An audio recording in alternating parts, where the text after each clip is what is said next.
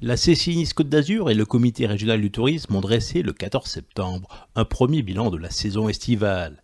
Une saison marquée par le tragique attentat du 14 juillet sur la promenade des Anglais qui a fortement impacté toutes les activités liées au tourisme. Si elle a été gravement touchée, la Côte d'Azur n'a pas coulé grâce à la très forte réactivité des professionnels, des élus, du CRT et de la CCI qui a notamment mis en œuvre un guichet unique post-attentat.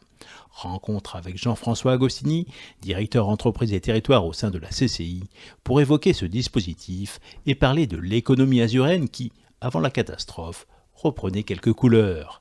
Jean-François Agostini. On est sur une tendance qui était plutôt positive sur le premier semestre 2016, dans la continuité de ce qu'on a observé depuis le deuxième trimestre 2015, qui était une légère reprise de l'activité économique, tout secteur d'activité confondu. Et sur le premier semestre, on a estimé une évolution de chiffre d'affaires positive d'1 point et également un chiffre d'affaires à l'export de plus 2. Donc ça veut dire qu'on était plutôt sur une tendance de relative reprise d'activité. Alors ça, c'était avant l'attentat du 14 juillet, qui n'a pas été sans conséquences sur l'économie azurienne.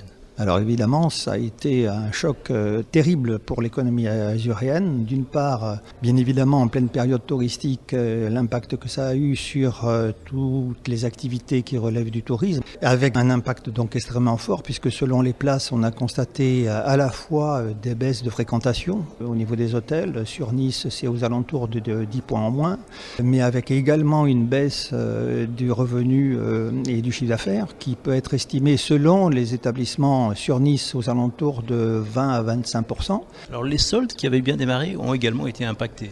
Alors les soldes avaient bien démarré sur la première période et puis évidemment brusque rupture suite à l'attentat, même catastrophe, puisque plus de 60% des commerçants que nous avons interrogés dans le cadre de la période des soldes nous ont annoncé une baisse très importante d'activité par rapport à l'année précédente. Alors variable selon les places, mais quand même très conséquente, et donc les soldes ont été très décevants. Alors la CCI s'est mobilisée dans le cadre de l'aide aux entreprises touchées par cet attentat, notamment en mettant en place un guichet unique post-attentat. Tout à fait. Alors on a mis en place avec nos partenaires, notamment les partenaires publics, ce guichet unique qui est en fait la continuité du guichet unique qu'on avait mis en place à l'époque suite aux inondations du 3 octobre 2015. Donc qui avait très bien fonctionné, donc on l'a remis en place.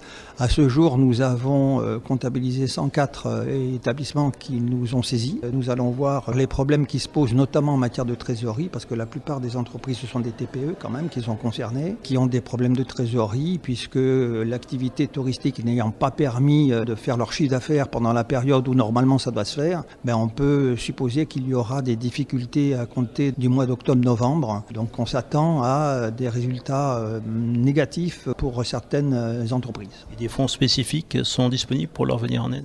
Alors il y a au niveau du guichet unique tout le dispositif public en matière d'exonération de charges sociales et fiscales au cas par cas, mais il y a également 2 fonds qui ont été mis en place. Un fonds d'urgence pour les entreprises du secteur de la promenade des Anglais, financé en grande partie par les collectivités locales et la région, et puis un fonds exceptionnel qui concerne les entreprises de la zone internationale touristique de Nice, fonds auquel la Chambre de commerce et d'industrie participe pour 300 000 €, et ce fonds est doté d'un montant de 2 millions d'euros.